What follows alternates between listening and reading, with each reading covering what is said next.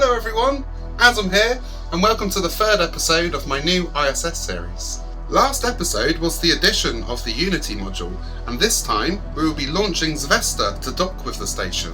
This is maybe the most vital part of the station. The FGB may be the core of the station, but Zvezda, also known as Salyut DOS-8, is practically a space station in its own right, providing all of the station's life support systems, as well as living quarters for a skeleton crew. Without this module, time spent at the station would be limited by the roughly 2-week duration the shuttle could remain in space. However, in the interim, there are a couple of shuttle launches to the station that we will cover in this episode. I will gloss over the fact that the US crane and Strela cranes were brought up during these missions, but I didn't add it to the model for the parts count versus how useful it would be to us, but this is worth a quick mention. We also have some shoutouts this week from the Kerbal community by people who have been using the Grukis hashtag I started on Twitter. Exo Spaceman is building alongside me, but I guess he got tired of waiting and went ahead with STS-96 without me. Space Guy 90 is putting together this immensely detailed ISS that I'm super excited to see evolve over the next few weeks. There was also a post from Axel, however I'm going to mix his into this week's montage, so keep an eye out for it. Remember, this series was created and funded by myself, so if you like my craft files, please do consider becoming a Patreon. If you like the videos, please do hit the join button. I also have a Teespring store if any of you would like some legit Skruk merch. Right, it's about time I ran that construction montage, wasn't it?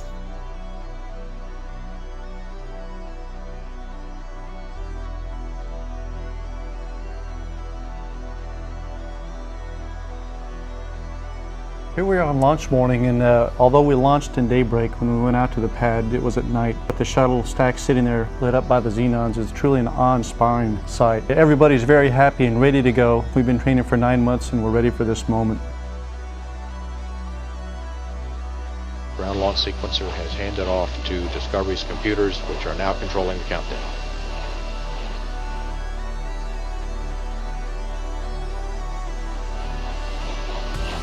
SRB nozzle gimbal complete. Firing chain is armed. T-minus 15 seconds. The sound suppression water system is now activating. T-minus 10, 9, 8, 7, 6, 5, 4, 3, 2, 1. And liftoff of Space Shuttle Discovery on the first mission to dock with the orbiting International Space Station.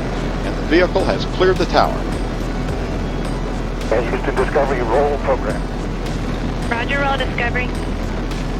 Houston now controlling. Roll maneuver complete. Discovery now in a heads down, wings level position, headed to a 173 nautical mile orbit and flying 51.6 degrees to either side of the equator.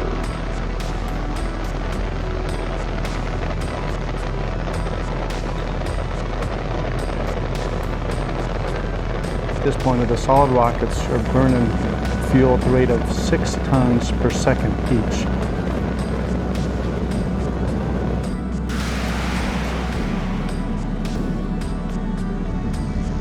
Booster officer confirms good separation of the solid rocket boosters.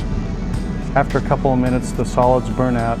They detach and they parachute back down into the Atlantic, where they're retrieved, towed back in by some ships that NASA has out there, and they're refurbished.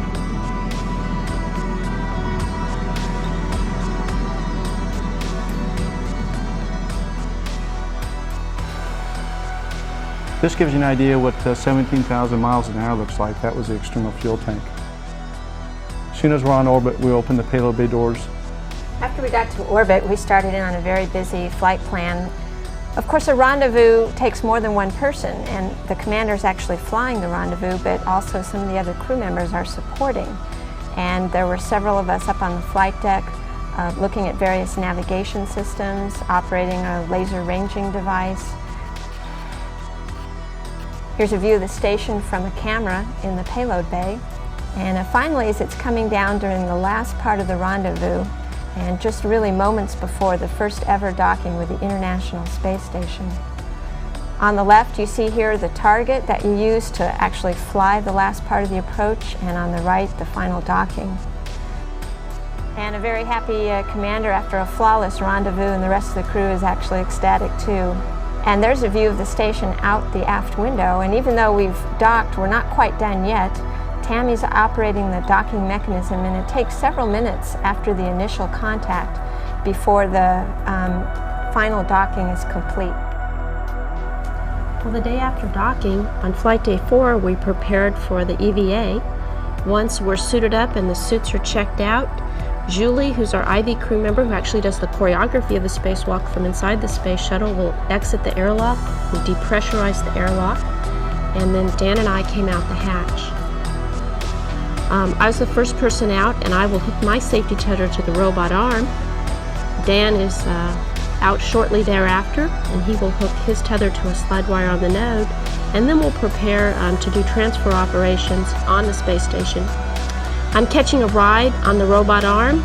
Dan actually scaled the node, and we met up there in preparation for one of our first tasks, which was to install a foot restraint in a tool stanchion on the robot arm. By actuating a pedal, one can spin rather conveniently on that robot arm. The arm is a very convenient way to translate from one place to another. Once the transfers are complete, we had to remove the tool stanchion and the foot restraints from the arm and put the arm away and get ready for our next activity on flight day 5, which was the ingress into the International Space Station.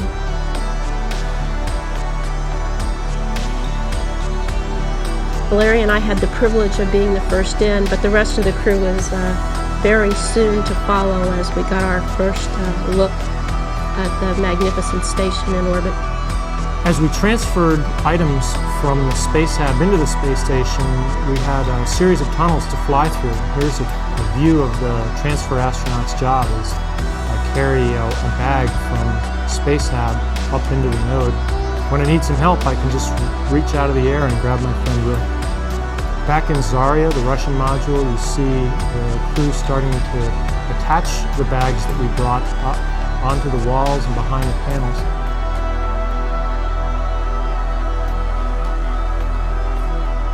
We are a space station construction crew, so we brought our signs with us to show the world what our job was up there. Here you can see Julie and Valerie fixing some of the battery chargers that had malfunctioned before we got there. And Rick and I, in this view, are changing out some of the communication components that had failed. There's Rommel floating through the node up into the Russian module to install some mufflers to reduce some of the noise from the fans and the flow of air. This is Rick fixing one of the hatches. Just like any new house, the doors stick a little bit and needed some repair. And this is Ellen taking one of the cartridges that collects some of the contaminants to put in place. And here she is working on a recycling water experiment for future use. And here you can see back in Space Hab, we even brought a space ballerina with us. Tumbling is an important activity for resetting your gyros for coming home, and we enjoyed doing it too. And as you can see, we got better and better as we did it more and more. And there's Rick going like a flash. The node is so big that you can float in the middle of it and not be able to touch a wall. Unfortunately, after 5 days of transfer operation, we had to close down the space station and prepare it for undocking, leaving it all clean for the next crew to visit. The undocking, just like the docking, is a very critical operation. It's very complex, very tricky. And this time, the undocking was flown by the pilot that we see here at the aft station at the controls of the space shuttle. The views were magnificent, and just in case I didn't remember, then the pilot told me what a circle looks like. But the view was indeed fascinating, because as we went around, sometimes the Earth was above, sometimes it was below. But eventually it all came to an end, and we did a last burn of our thrusters and said goodbye to the station until the next crew will come and visit. The views from the Earth are magnificent. Here we see the Great Lakes as we fly by at an extraordinary speed of 17,500 miles per hour. We could even see cities during the night. Here is Houston at night. It is amazing to be able to float to a window and see several countries at the same time, sometimes like this picture from Italy all the way to Turkey in one glance, and to see some phenomenon that are very rarely witnessed by humans. Phenomenon like this one, the southern lights, Aurora Australis, that are over the continent of Antarctica and are rarely seen by humans. Finally, but not lastly, at the end of the mission, we deployed a small educational satellite called Starshine, made of about 900 little mirrors that catch the sunlight and reflect them back on Earth, allowing students to track it and calculate orbital parameters right there on the ground, and then define what moving satellite is all about. Once we had completed the deployment of Starshine, we had to get the orbiter ready to come back and fly in the atmosphere. So we did checks of our reaction control jets and also had to get things stowed inside the cabin. Here we are in Space Hab, reinstalling some of the rack front covers. And then here's Valeri on the middeck getting the seats installed for when we'd be coming into land the next day.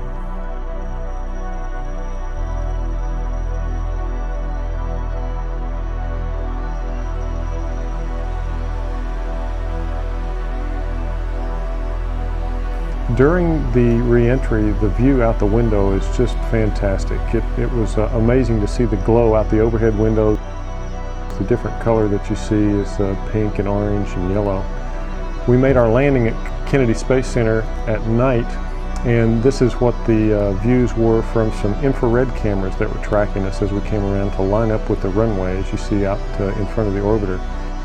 You still see the nose cone glowing from the heat that it's absorbed during the entry. We get the gear down at about 300 feet above the ground and then shallow out our descent to come in and touch down at about 200 knots.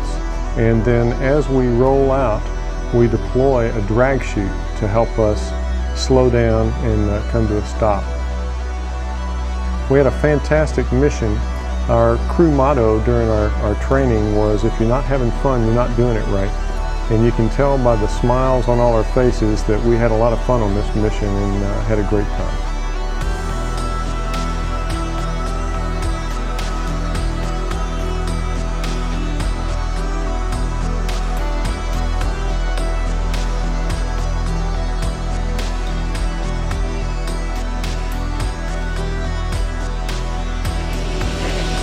T-minus 1 minute and counting. Solid rocket booster joint heaters now being turned on.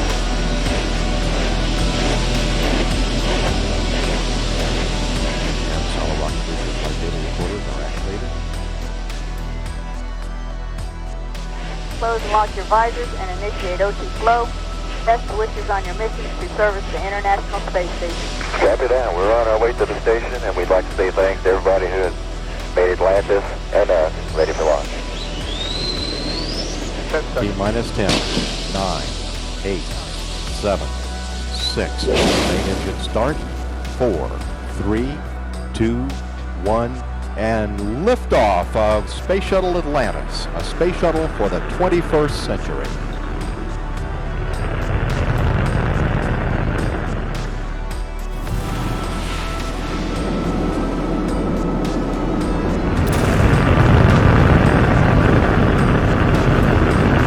Houston is now controlling the flight of Atlantis.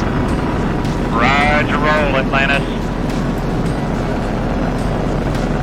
The roll maneuver is complete. Atlantis is now in a heads-down, wings-level position, headed toward a rendezvous with the International Space Station.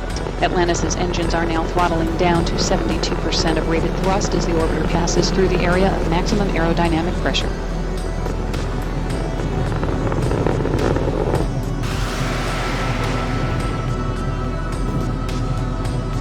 The booster officer confirms good separation of the two solid rocket boosters. Atlantis now at an altitude of 34 miles, downrange from the Kennedy Space Center, 42 miles, 2 minutes and 25 seconds into powered flight. Atlantis, 2-engine TAL. Copy, 2-engine TAL. Then the main engines sucking fuel out of that orange tank there at about a rate that would empty an Olympic swimming pool in 20 seconds, propels us to orbit. And in 8 minutes and 30 seconds, we're going just slightly less than 18,000 miles an hour as we get inserted into orbit.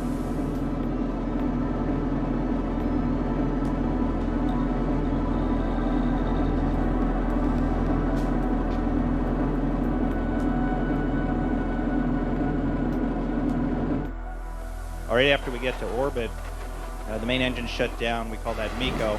And then there's another loud explosion.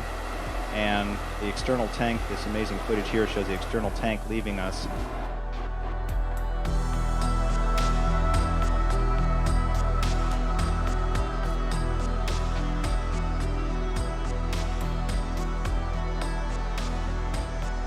And we will fly up and away from the tank, and you'll get a great shot here of the tank going below us before it re-enters. And look at the burn marks in the bottom of the tank and the scorch marks from the engines.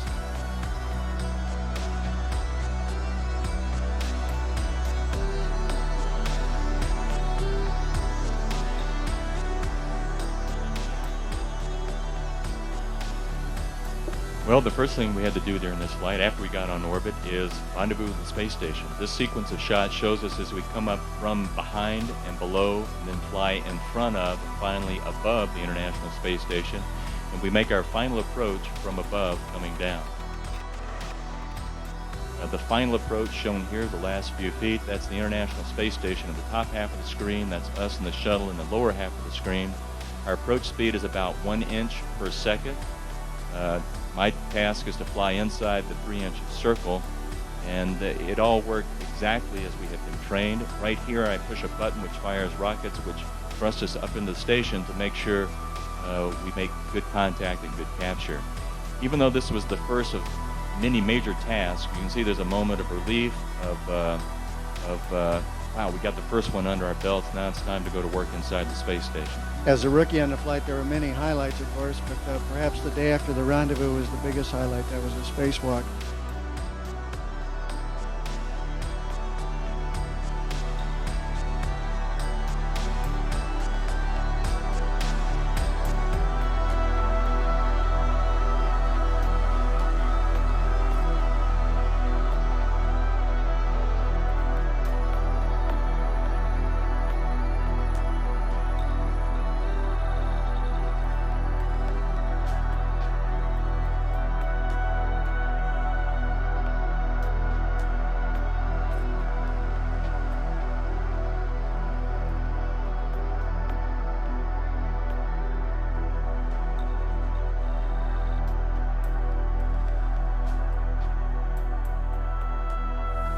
Now you're looking in another part of the shuttle. This is the Space Hab Module.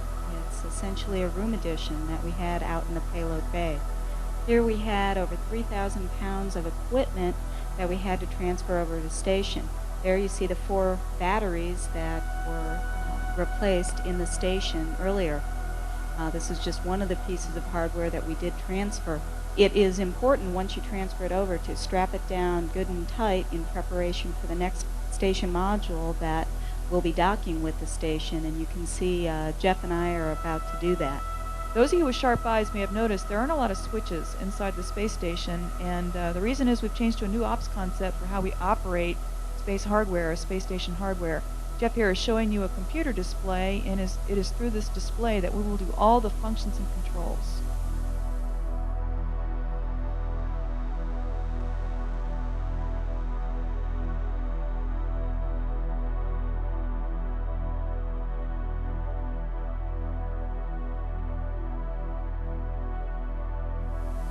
We flew up and away from the station, then did a half lap around it, and then departed with the retrograde burn, and away we flew.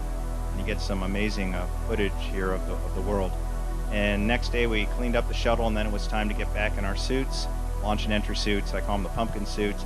Night entry, which is spectacular. You hit the atmosphere at 25 times the speed of sound, and it literally rips the air apart. And that, what looks like lightning, is actually the plasma exploding out the windows. After 30 minutes of entry, we approached the Kennedy Space Center. That was an infrared view of what it looked like from the ground, and here we are on final approach. At an altitude of 50 feet, I slowly pull the nose up and try to achieve a soft touchdown. As soon as I touch down, Scott helps slow us down by deploying the drag chute while I lower the nose to the runway, and then it just takes very gentle rudder pressure to maintain the center line as we roll to a stop, and Scott jettisons the drag chute. The last shot here is of a very happy crew at the end of a very exciting and very fruitful mission. Доброе утро, добрый вечер, дамы и господа. Это Центр управления полетами Kolyov. Good morning to everyone around the world. This is Mission Control Korolyov. You're looking at a live picture of a Russian Proton rocket poised to deliver to space the next major piece of the International Space Station, the Zvezda service module. At the time of Zvezda's launch, the International Space Station will be flying high above the Solomon Islands over the Pacific. But the $1,000 billion project has been beset by delays. Today's launch was 15 months behind schedule. Construction delays have been blamed on the state of the Russian economy. To help meet costs, the Russians have turned to commercial sponsorship. This logo on Zvezda cost nearly $2 million. And here to watch as Zvezda begins its journey are Tom Stafford and Vance Brand, the commander and command module pilot of the Apollo capsule for the Apollo-Soyuz test project, which began international partnership in space on July 15, 1975, almost 25 years ago to the day. All still go for launch. Beautiful day at Baikonur with just hazy conditions and clear skies. T-minus 10, 9, 8, 7, 6, 5, 4, 3, 2, 1. And liftoff. We have engine ignition and liftoff of the Proton rocket carrying Zvezda, the centerpiece of Russia's contribution to the International Space Station, setting the stage for permanent human presence in space. We have reports that we have a good roll and pitch program.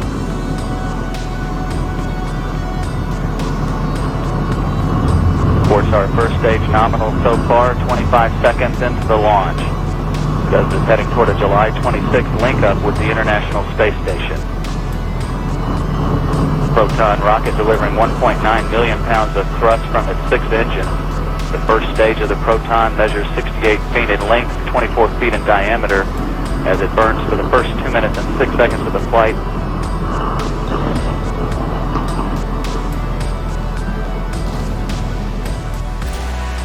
And we have confirmation of first stage separation. The 6 liquid-fueled engines have finished their roll and have dropped away at an altitude of about 27 statute miles. The second stage engine ignition has been accomplished.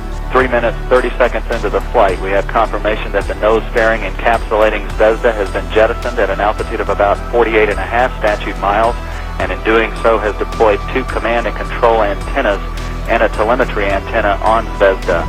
Proton is now traveling at a speed of about 4,700 miles per hour.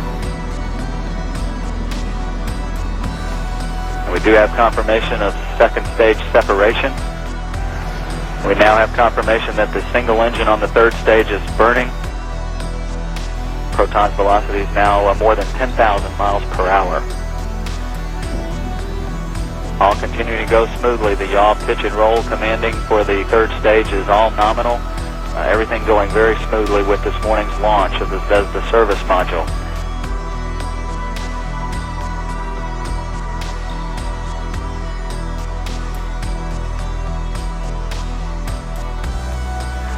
We have confirmation that the third stage engine has now shut down and has dropped away at an altitude of about 220 statute miles.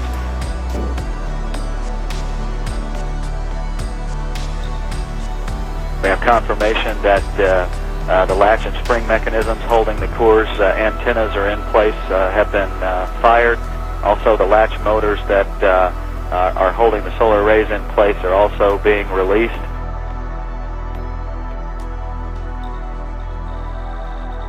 Zvezda is orbiting at an altitude of about 343 by 173 kilometers. That orbit will be raised systematically over the course of the next 2 weeks, placing it in close proximity to the International Space Station for the final rendezvous and docking, again scheduled for the morning of July 26th, Moscow time, on the 26th of July, just 14 days from now. One orbit later, as the module flies high over Russian communication stations on the ground, mission controllers will verify the proper activation of the major systems. Then they will command the drifting Zvezda into an orientation designed to minimize propellant usage while allowing the solar arrays to gather sunlight. On the next ground station pass, controllers will reconfigure the module's onboard attitude sensors, activate its star tracker, and test the ability of a new communication system to relay information to Russian ground controllers. A day prior to docking, Zvezda will be maneuvered to its docking orientation.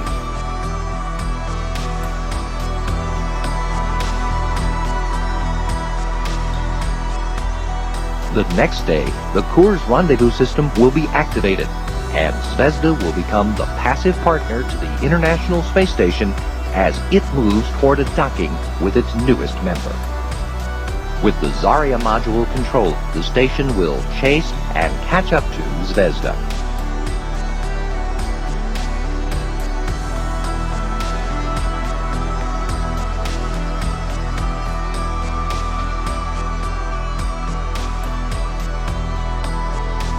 Ground commands through Zarya's automated rendezvous system will slowly pull the station next to the module and then capture Zvezda.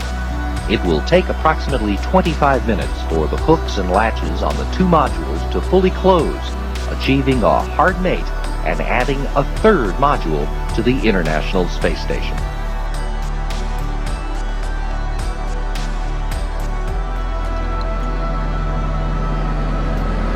Можно?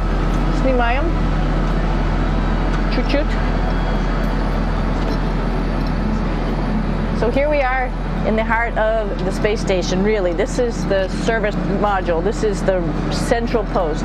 In case we had any problems, I know a couple of the questions were about what type of things do you have to worry about. And some of the things we have to worry about in space are fire. If we had a fire, if we had a depressurization, like we were hit by a micrometeorite and it made a hole, or if we had some type of toxic atmosphere. We use ammonia for our radiator, so there is a possibility that ammonia could come into the vehicle, and then it would be bad for all of us. If we have any of those problems, we come right here, which we call the central post. It is the main heart of the space station. It was also the first computers that came up here that ran the space station. And so behind this wall right here are these main computers. So we gather here as a group of 3 or 6 and then figure out how we're going to either fight the fire, patch the hole, or solve the toxic spill. And what's cool about this module, of course, it's the central post. It also has great windows right down toward Earth. It has controls to fly in visiting spacecraft if they need some assistance right here. It has Russian computers as well as American computers to help us control anything we need to on the space station. It's a couple of our crewmates back there, Oleg Novinsky on the right and Yuri Malenchenko on the left. And you can probably see on the wall behind Oleg and Yuri some of the heroes of the space program. Korolev, Sergei Korolev, who was a chief designer of putting men into space, and of course on the right-hand side, Yuri Gagarin, the first man to go into space. So just reminds of our roots. Yuri, what are you doing? Что делать? Making coffee. Oh. Black coffee. Looks good. And you see it's very much used with lots of cameras, lots of stuff, lots of computers. Important thing for safety is this. These are the manufacturers, so here we can see the pressure independent of any electronics or whatsoever. This is the pure pressure that we see here. Here on the floor of the SM there's a lot of different windows for taking pictures at night, so you prevent reflection, so you have these kind of things. And also here, bungees everywhere to stick your feet under. This is a device to measure your mass, your body mass, because we don't have weight, but we still have mass, and we can measure that with this device. Talking about cameras, so we can take pictures of pretty much pretty small details actually. We have here, for example, also procedure books. So if it's not electronic, we for the Russian systems we have all the procedure books here. For of course the communication equipment to talk with the ground. So these are the communication panels that we have in the Russian sector. So this is where we train a lot for in Star City. This side, the dinner table. Here, part of it is moved to Note 1, and this is the original part. And here we have the food warmer for cans. They put our food in, you heat it up, This is where you trash your food. So this is very good bags for moist food, leftovers. This is where you get your water. So you connect a bag here and put the handle down, and then you push there how many milliliters you want, and then you have your soup or your tea or whatsoever. This is the treadmill from the Russian side. Of course, you connect yourself with bungees so you don't float away. 2 cayutas. So this is where 2 of the Russian cosmonauts sleep. We continue here, because here's the Russian toilet. Later on we will see the US toilet, but this is the Russian toilet.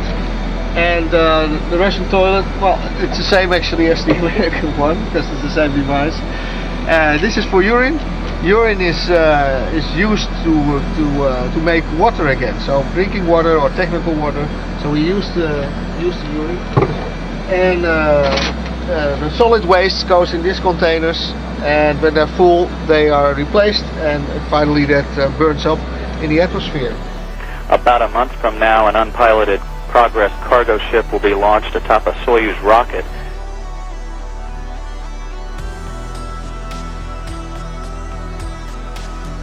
Delivering more supplies that will be used by astronauts and cosmonauts as the complex grows in size and capability.